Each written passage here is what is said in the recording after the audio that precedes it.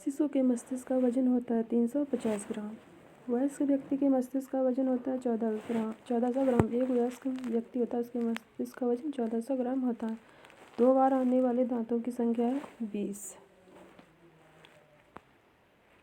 मनुष्य एक सामाजिक प्राणी है, यह कथन किसका है? यह कथन अरस्तु का है। किसने कहा है? अरस्तु ने। बालक में सामाजिकरण का प्रारंभ किस अवस्था में होता है? शैशवावस्था में होता है। बालक का समाजीकरण किस अवस्था में पूर्ण हो जाता है? किशोरावस्था में बालक का समाजीकरण पूर्ण हो जाता है। बालक की गिरोह की अवस्था किस अवस्था को कहा जाता है? बाल्यावस्था को बालक की गिरोह की अवस्था कहा जाता है। बालक में नकारात्मक सोच किस अवस्था में उत्पन्न होते हैं? किशोरावस्था में बालक के अंदर नकारात्मक सोच होते हैं। सामाजिक अधिगम का सिद्धांत किसने दिया है? बंडूरा और बाल्टर ने सामाजिक अधिगम का सिद्धांत दिया है। मनोसामाजिक विकास का सिद्धांत किसने दिया है? एरिक्सन ने। वर्तमान में विद्यालय जाने की उम्र क्या है? 3 वर्ष। 3 वर्ष के बच्चों को विद्यालय भेजना शुरू कर दिया जाता है। औपचारिक शिक्षा प्रारंभ होने की उम्र है 6 वर्ष। औपचारिक शिक्षा कब से प्रारंभ होती है? 6 वर्ष से। शर्म की अवस्था कहा जाता है बाल्यावस्था को शर्म की अवस्था कहा जाता है। अनुकरण की अवस्था कहा जाता है शैशवावस्था को। स्वप्रेम की भावना किस अवस्था में होती है? शैशवावस्था में होती है। सामाजिकता को मापने की विधि है सोशियोमेट्री। सामाजिकता को मापने की विधि है, इसके द्वारा सामाजिकता को मापा जाता है।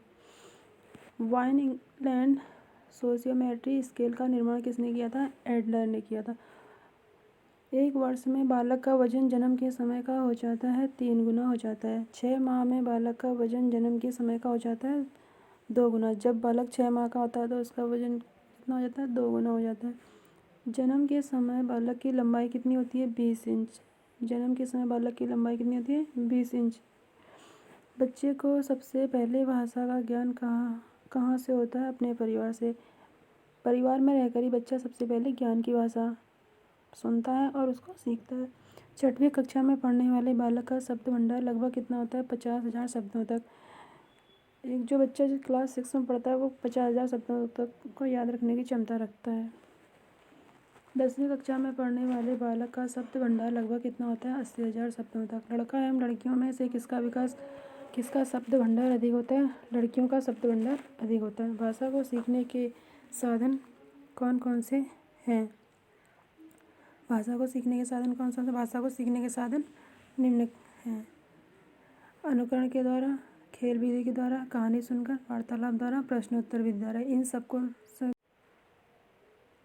लड़कियां संकेतों द्वारा बात करना किस उम्र तक सीख जाती हैं? 6 वर्ष की उम्र तक सीख जाती हैं। भाषा के विकास को प्रभावित करने वाले कारक कौन कौन से? भाषा के विकास को प्रभावित करने वाले कारक निम्न हैं। लिंग, बुद्धि, स्वास्थ्य, जनसंचार का माध्यम, समूह का प्रभाव। ये सब जो होते हैं भाषा को प्रभावित करते हैं। सामाजिक आर्थिक स्थिति, पारिवारिक संबंध, विद्यालय, आस पड़ोस के वातावरण का प्रभाव, ये सब किसको करते हैं? भाषा को प्रभावित करने वाले कारक हैं।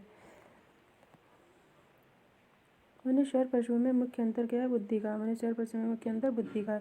बुद्धि को सबसे पहले किसने परिभाषित किया? बुद्धि को सबसे पहले परिभाषित यूनान के दार्शनिकों ने किया। आधुनिक काल में सबसे पहले बुद्धि को किसने समझाया? अल्फ्रेड विने ने 1904 में बुद्धि को सबसे पहले समझाया। ईर्ष्या भावना कौन सी अवस्था में पैदा होती है? बाल अवस्था में पैदा होती है। स्वप्रेम, अपनी वस्तुओं से प्रेम की अवस्था कौन सी होती है? शैशवावस्था। सामाजिकता नापने की विधि स्केल कौन सी है? सोशियोमेट्री या समाजमिति। सोशियोमेट्री स्केल का निर्माण किसने किया था? डॉक्टर एडलर ने सोशियोमेट्री स्केल का निर्माण किया था। डॉक्टर एडलर ने कितनी क्रियाओं के आधार पर सामाजिक परिवर्तन को नापा था? 117 सामाजिक क्रियाएं बताएं जो जन्म से लेकर किशोरावस्था तक हैं। कितने बताएं? डॉक्टर एडलर ने। बालक मानव ध्वनि व अन्य ध्वनियों में अंतर करना कब सीख जाता है? 1 माह में। जब बच्चा 1 महीने का हो जाता है तो वह ध्वनि में अंतर करना सीख जाता है। जैसे कि कौन बोल रहा है, मानव बोल रहा है या कोई अन्य ध्वनि आ रही है, जैसे कोई बाजा है, रेडियो है, इन सब चीज़ों की। अंतरामुखी व बहिर्मुखी में से सामाजिक विकास किसका अधिक होता है? बहिर्मुखी का सामाजिक विकास अत्यधिक होता है। एरिक्सन ने अपने मनोसामाजिक सिद्धांत में जीवन काल को कितनी अवस्था में बांटा है? 8 अवस्था में बांटा है। विश्व में पहली बार मनोविज्ञान की प्रयोगशाला किसने कब और कहाँ स्थापित की थी? विलियम वुंड ने 1879 में जर्मनी में की थी। सामाजिक विघटन की क्रियाएं किसे कहते हैं? तनाव, झगड़ा, लड़ाई, संघर्ष आदि को सामाजिक विघटन की क्रियाएं कहते हैं। शिक्षा में प्रयोजनवाद की विचारधारा का प्रवर्तक कौन था? विलियम जेम्स था। बच्चों के लिए सबसे उत्तम शिक्षक वह है जो स्वयं बालक जैसा। यह कथन किसका है? मेनकेन ने कहा है कि यह कथन। शिक्षक आचार संहिता क्या है? शिक्षकों के मानव व्यवहारों की सूचक पुस्तिका शिक्षक आचार संहिता है। शिक्षकों की योग्यता, प्रयासों एवं उनके व्यवहार का सही मूल्यांकन किसके द्वारा किया जा सकता है? उसके छात्रों के द्वारा उनका सही मूल्यांकन किया जा सकता है।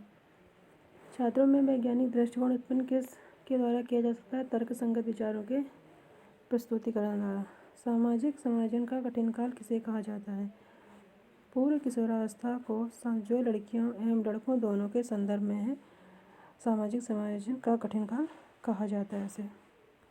छात्रों का विश्वास प्राप्त करने हेतु शिक्षक को उनके साथ कैसा व्यवहार करना चाहिए? मित्र जैसा व्यवहार करना चाहिए। बच्चों के बौद्धिक विकास के 4 सुस्पष्ट स्तरों को किस विद्वान द्वारा पहचाना गया था? जीन पियाजे द्वारा पहचाना गया था।